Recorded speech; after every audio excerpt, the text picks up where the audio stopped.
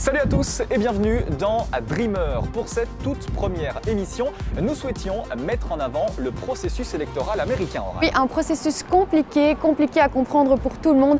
Et pour vous aider à mieux comprendre cette mécanique électorale, nous vous avons préparé une vidéo explicative. Et juste après, vous ferez la connaissance de Nicolas Berliner, le numéro 2 de l'ambassade américaine ici en Belgique. C'est tout de suite sur vos écrans.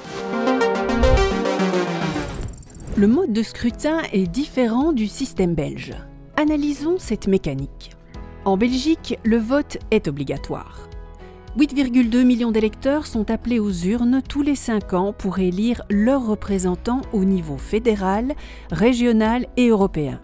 Aux États-Unis, le vote n'est pas obligatoire. Pour pouvoir voter, les électeurs doivent s'inscrire à l'un des deux partis, démocrate ou républicain. Sur les 219 millions d'électeurs potentiels, seuls 140 millions s'inscrivent. Les élections américaines sont organisées tous les 4 ans. Un président exerce 2 mandats maximum. Pour pouvoir se présenter, un candidat doit avoir plus de 35 ans, être né aux États-Unis et y avoir résidé pendant au moins 14 ans. Un an avant la date de l'élection, les militants des deux partis désignent des délégués, qui voteront pour les candidats à la présidence et à la vice-présidence. Ils ont le choix entre 2 méthodes.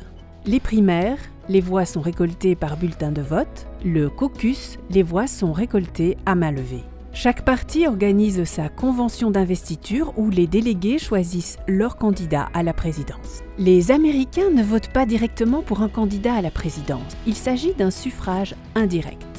Ils élisent des grands électeurs dans chaque État lors de l'Election Day qui se déroule le mardi qui suit le premier lundi de novembre.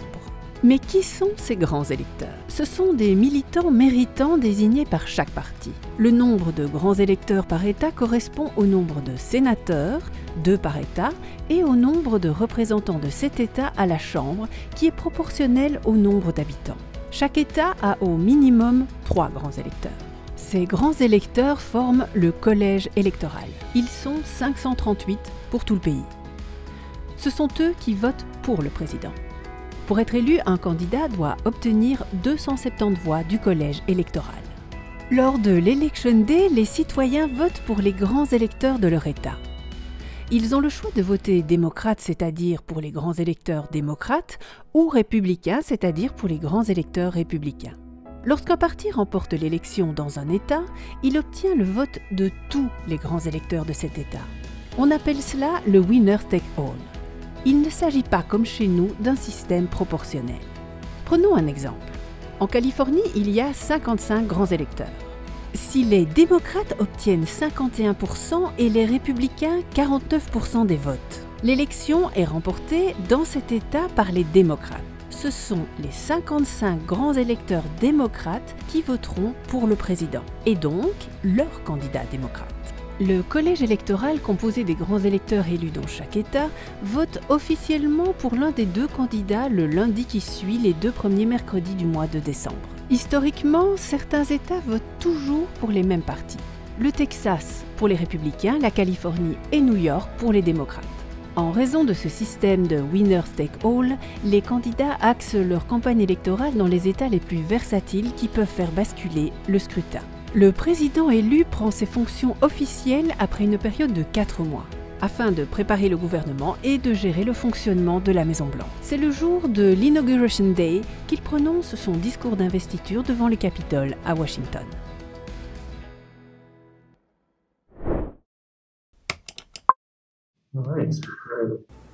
Bonjour Monsieur Berliner. Bonjour. Alors Nicolas Berliner, vous êtes chef de mission adjoint à l'ambassade des États-Unis en Belgique. Vous occupez ce poste depuis août 2019. Vous avez une expérience assez riche au niveau de la diplomatie américaine, notamment dans de nombreuses ambassades. Et vous avez également travaillé à la Maison-Blanche. Alors, si vous deviez définir votre métier, comment le définiriez-vous? Quelle est votre fonction aujourd'hui en tant que DCM, comme vous le dites dans votre jargon, à l'ambassade américaine? Oui, comme chef de mission adjoint, j'exerce une fonction de coordination, de gestion des affaires de l'ambassade. Ce sont des questions bien politiques, des questions économiques, des questions techniques. toutes les questions de l'ambassade, de quelque façon, je dois être au courant et gérer ces questions et la coordination entre le personnel. Et justement, voilà, vous parlez de numérique. Est-ce que le rôle de l'ambassade a changé depuis vos débuts dans la diplomatie? Est-ce que vous devez faire avec ces nouveaux moyens de communication ou le rôle de l'ambassade est resté identique à celui que vous avez connu il y a près de 20 ans? Non, je ne crois pas. Bien sûr, on a des nouvelles technologies qu'on utilise maintenant, aujourd'hui, mais les fonctions sont les mêmes. Et la fonction d'une ambassade est de communication, de faire des liens entre les gens et entre les gouvernements. Et c'est un rôle de communication, je crois, surtout. Et ce rôle n'a pas changé. Je sais qu'il y a des gens qui disent peut-être avec la technologie, il n'y a pas de besoin d'ambassade dans le futur. Mais je crois que il ne faut pas sous-estimer l'importance des connexions, de la communication entre les gens. Pour moi, ça, c'est le plus important. Alors on est le 8 novembre, les élections se sont déroulées cette semaine, on connaît le nom du président, on connaît le résultat. Quel a été votre rôle en tant qu'ambassade? Qu'avez-vous fait avec vos ressortissants américains qui vivent en Belgique? Non, on a le rôle de l'ambassade, bien sûr, c'est de communication ici. Et on a organisé quelque chose cette année, malheureusement, tu dois être des choses de communication virtuelles. Mais normalement, on a des rassemblements des gens, des étudiants pour un peu en parler du procès aux États-Unis et des questions de système électoral, par exemple. Mais cette année, bien sûr, c'est tout à fait une autre chose. Mais le travail de l'ambassade ne change pas, même le jour du scrutin, parce qu'on n'a pas de vote ici. Quel est justement votre contact avec les républicains de Belgique et les démocrates de Belgique? Est-ce que vous limitez la propagation de leur message ou bien ils peuvent faire ce qu'ils veulent sans forcément avoir de contrôle de l'ambassade derrière? Oui, ils font ce qu'ils veulent. On ne peut pas s'engager dans la campagne, dans les questions politiques. Une ambassade doit être surtout apolitique et bien sûr pour tous les diplomates qui travaillent dans l'ambassade, on est tous des diplomates de carrière. Alors ça fait on ne peut pas se mêler dans les questions politiques. Merci beaucoup, Monsieur Berliner. Merci, au revoir. Des explications très intéressantes, on y voit maintenant beaucoup plus clair. Et Kassem, tu es parti à la rencontre des Belges. Et oui, on est parti ici à votre rencontre en plein cœur de Bruxelles pour mieux comprendre votre perception des États-Unis. Et vous le ferez juste après, on a fait connaissance avec Jérémy, Michel et Thibaut. Tous les trois vivent aux États-Unis, de New York au Texas. Les avis divergent.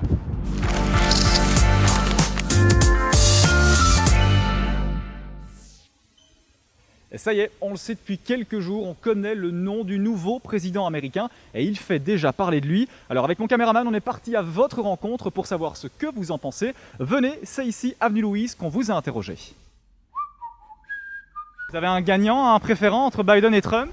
Tout sauf Trump. Tout sauf Trump. Et la politique actuelle de Trump, elle vous évoque quoi? J'ai envie de vomir. C'est vrai? Ouais, j'adore les États-Unis, mais j'y vais plus depuis qu'il y est. Monsieur, excusez-moi, les élections américaines, ça vous parle ou pas? Ouais. Ouais. Un gagnant, quelqu'un qui vous plaît entre Biden et Trump? Ah bah j'espère Trump. Parce qu'en politique extérieure, il est génial. Il a réussi à faire la paix au Moyen-Orient quand ses prédécesseurs n'ont pas réussi pendant des dizaines d'années. Merci pour la paix au Moyen-Orient et j'espère que de nouveaux pays vont signer les accords d'Abraham. Mesdames, vous en pensez quoi de l'élection américaine? Donald Trump, Joe Biden? Bah, j'espère que Donald Trump ne sera pas réélu, quoi. Et Joe Biden, vous préférez alors? Je dirais pas ça, j'ai pas lu ses revendications, quoi, mais En tout cas, Donald Trump doit dégager dans tous les cas. Bah, pourquoi vous dites ça? C'est un bon président, Donald Trump, non? Selon vous? Je sais pas, je pose la question. Pour moi, non. Il y a mieux. Non, moi je préférerais Joe Biden, je pense. Monsieur, vous pensez quoi de l'élection américaine puisque vous vendez des hot dogs, donc vous êtes un peu américanisé, non? L'élection américaine? Faudrait juste que Trump ne passe pas en fait, ce serait le mieux. Et Joe Biden, vous lui souhaitez quoi alors? Et un message pour lui? Franchement, Joe Biden. Mais en fait, le truc, c'est pas que ce soit Trump ou Biden. Je pense que les deux, ça va être la même chose. On peut plus sauver ce pays, en fait. Ce pays est trop dans la merde, il est trop enfoncé dans du n'importe quoi. Et de toute façon, il n'y a plus rien qui puisse sauver, je pense. Merci monsieur, bonne journée. Hein. Bon ben voilà, les hot dogs américains, machin, sauce, moutarde. Perso, moi c'est hot dog, moutarde, ketchup, avec les petits oignons qui croustillent. Tu peux me permettre, vous êtes américaine ou anglaise? Je suis bruxelloise. Bruxelloise, ça s'entend. Merci madame. Une préférence entre Biden et Trump? Très nettement. Est-ce que vous pouvez me la dire? Biden. Biden. Pourquoi Biden? Malheureusement, Monsieur Trump, après les élections de 2016, n'a pas changé de discours entre sa campagne électorale et sa prise de présidence. Et donc, je trouve Joe Biden beaucoup plus centriste, beaucoup plus modéré, beaucoup plus inclusive, hein, avec la reconnaissance de l'existence des autres, hein, et pas seulement très net, très net. Merci beaucoup madame, une bonne journée, un bon café. Hein. À vous aussi. Alors on l'entend, l'accent bruxellois a bien changé. Hein. Non, en fait, franchement, Donald Trump, dès le départ, c'est pas une bonne idée en fait qu'il prend parti. Oui, je préfère. Pourquoi vous préférez Joe Biden? Ben, au moins, il a plus là et moins de sa poche.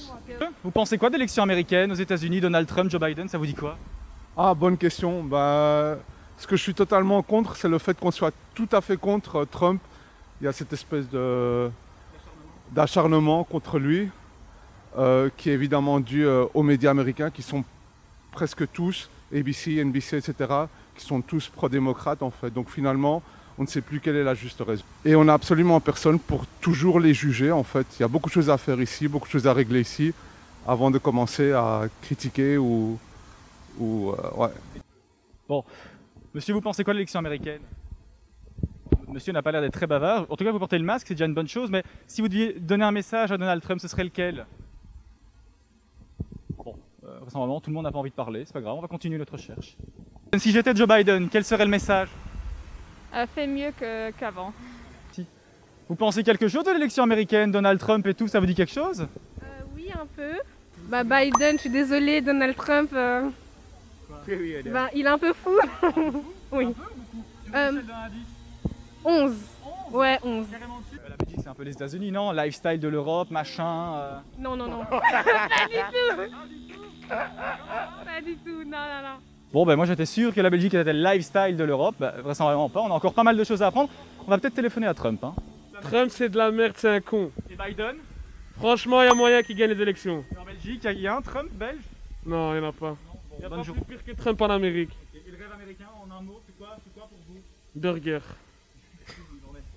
Ben, je pense que... C'est quoi la différence entre les deux? Ben, c'est vous qui devez me le dire. Non, il n'y en a pas. Il n'y en a pas. Non. Joe Biden est aussi méchant peut-être que Donald Trump. S'il a pu avoir une longue carrière en politique aussi longtemps aux États-Unis, c'est qu'il est un bon commercial. C'est pas certainement parce qu'il est plus intelligent que Trump. De toutes les façons, moi je ne vois pas qu'est-ce qu'il fera de différent que Trump. Je pense que les Américains, il convient aux Américains, ils l'ont choisi, c'est la démocratie. Vous pensez quoi d'élection américaine aux États-Unis? Vivement qu'il change. Pour Joe Biden alors? Bien sûr. Pourquoi Trump, qu'est-ce qu'il a fait? C'est un très bon industriel, mais pas du tout pour mener un pays. On ne gère pas un pays comme une industrie? Non, absolument pas, malheureusement. What do you think about election in USA? Same shit, different day. Madame, vous pensez quoi d'élection américaine aux États-Unis? Ça vous parle ou pas? Donald Trump, Joe Biden, ça vous dit des choses? I don't know anything. What do you think about Trump? Oh, what do I think? He's my president. So, do you like this guy? I can't say anything. Okay. Really and Joe Biden, do you like Joe Biden? I think they're all good. I hope the best man wins. Monsieur, vous pensez quoi d'élection américaine? Au revoir monsieur, bonne journée monsieur. Merci monsieur. Rien à foutre. Bon bah, rien à foutre alors.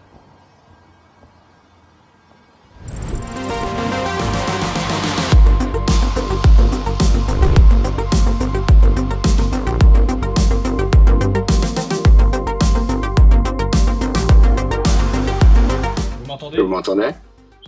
Oui. Ouais, j'entends maintenant, ok. Parfait. Super. Tu vas bien? Ça va bien et toi? C'est cool de se voir enfin. Alors juste pour recontextualiser, donc vous êtes belge d'origine, vous êtes résident permanent américain, vous vivez là-bas depuis presque 4 ans. Alors je suis arrivé aux États-Unis en 2007 pour faire un master ici à New York. Donald Trump est-il réellement dangereux? Je pense que c'est générationnel. Je pense que les citoyens américains qui sont plus jeunes perçoivent le président comme potentiellement dangereux, oui. Depuis votre arrivée aux États-Unis à aujourd'hui, voyez-vous un véritable changement? Oui, bien sûr. Surtout beaucoup plus maintenant, en particulier dans le contexte de Black Lives Matter et tous les mouvements qui ont eu lieu aussi avec MeToo. Les jeunes, enfin les gens autour de moi sont quand même beaucoup plus impliqués dans la politique. Alors qu'à mon arrivée, quand j'étais encore étudiant ici et avec mes amis étudiants, je trouvais quand même que les gens étaient pas super impliqués politiquement ou même pas super intéressés. Alors que maintenant, il y a vraiment beaucoup plus une conscience politique. À l'avenir, pensez-vous qu'il y aura encore des tensions aux États-Unis? Je pense que si Donald Trump est réélu, je pense pas que les tensions existantes se relâcheront, loin de là. Je pense que ça s'accentuera. Je pense que l'écart entre aujourd'hui les gens qui supportent les républicains et les gens qui supportent les démocrates n'a jamais été aussi grand en fait. Et ça veut dire que c'est pour ça que les tensions sont aussi grandes aujourd'hui. C'est un président qui divise, c'est pas un président qui rassemble en fait. C'est un président qui antagonise, c'est un président qui joue sur les extrêmes, c'est un président qui avant tout pense à lui-même. Et pas au reste de la population. Okay.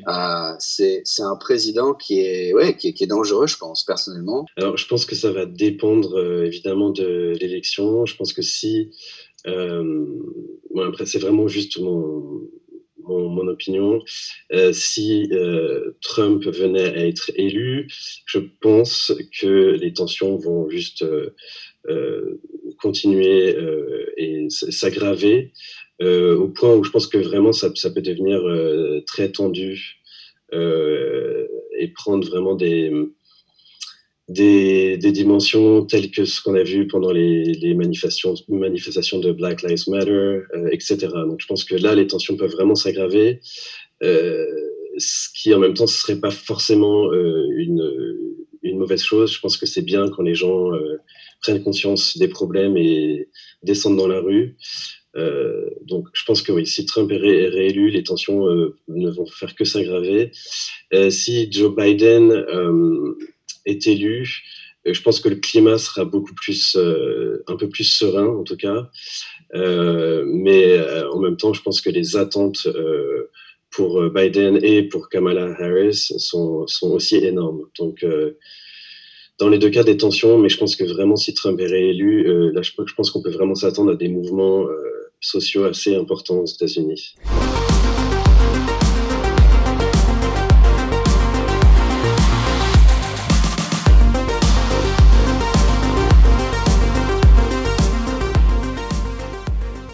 Hey, Michelle.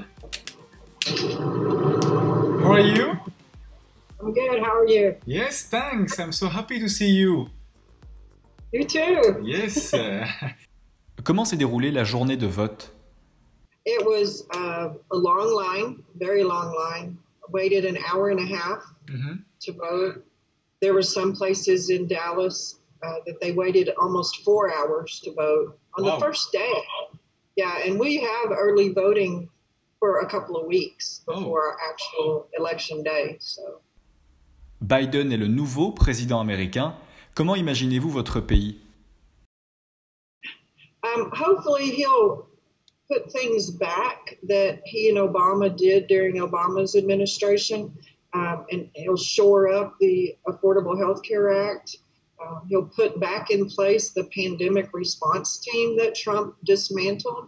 Hopefully we'll see things like that. And also reparation of the racial discrepancies and discrimination that's been going on. Donald Trump est réélu pour un second mandat. Comment imaginez-vous votre pays? I think that part's going to get worse. I think we're going to see more far right, and you know, I hate to categorize, but it's mostly white men that want the assault weapons. They want no socialism, which they don't understand. That's what runs our police department, our fire department, and our schools. But they don't want to be taxed. They don't. You know, I'm scared. If he wins, I'm really scared. L'émission touche déjà à sa fin, mais ne zappez pas, encore 2 éléments à vous montrer. Et oui, on va terminer sur une touche un peu plus légère, un zapping, un condensé des images qui ont fait l'actualité de ces dernières semaines. Et juste avant cela, vous ferez la connaissance de Dirk Wouters, l'ex-ambassadeur belge à Washington. Il est revenu il y a quelques mois de ses fonctions officielles. Il ne nous reste plus qu'à vous souhaiter un excellent dimanche. Le prochain rendez-vous, Oran? Le 29 novembre, dans un peu moins d'un mois. Voilà, Dreamer, c'est dans un petit peu moins d'un mois. Passez une excellente journée et à très vite.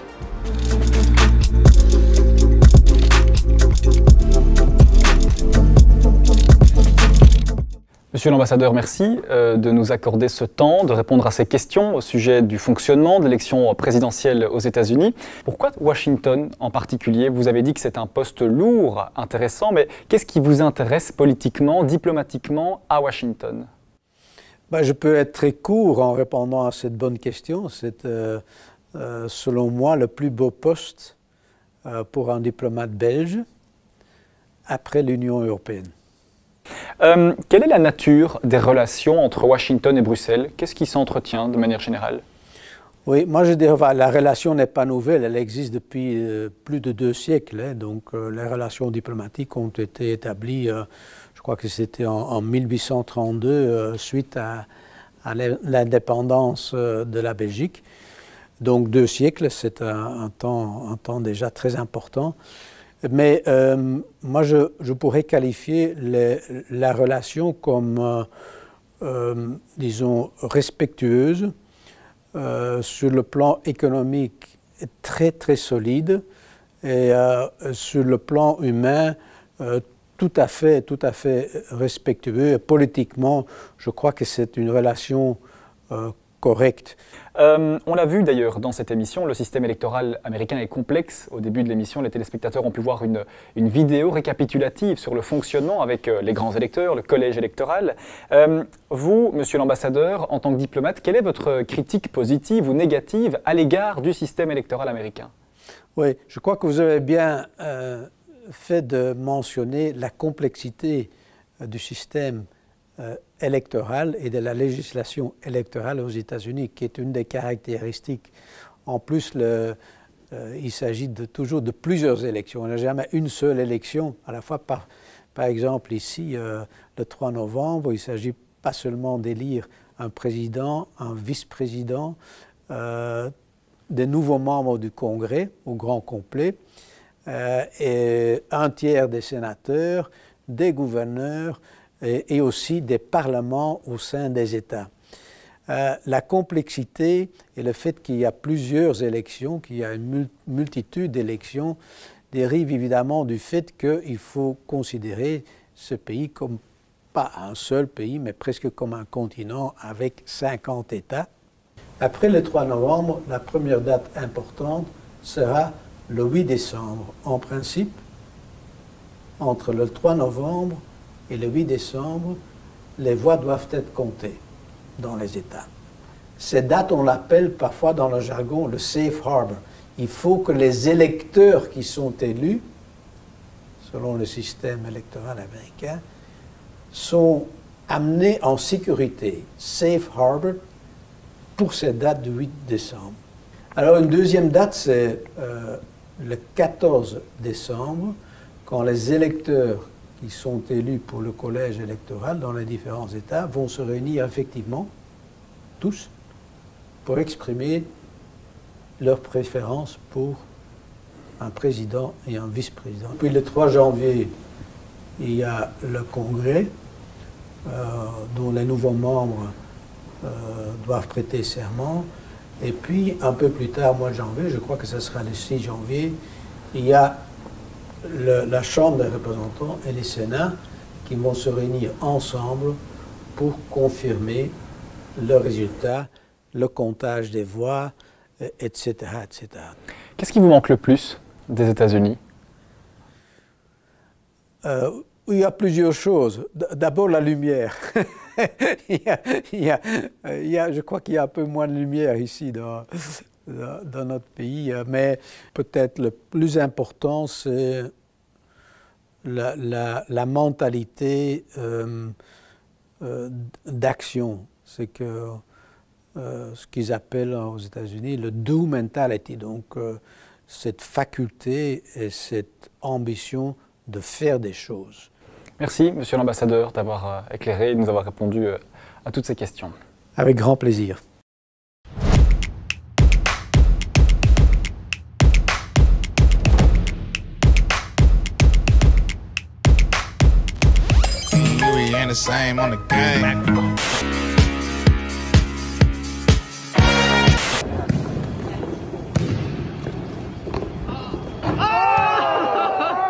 Strike and strike and strike and strike and strike.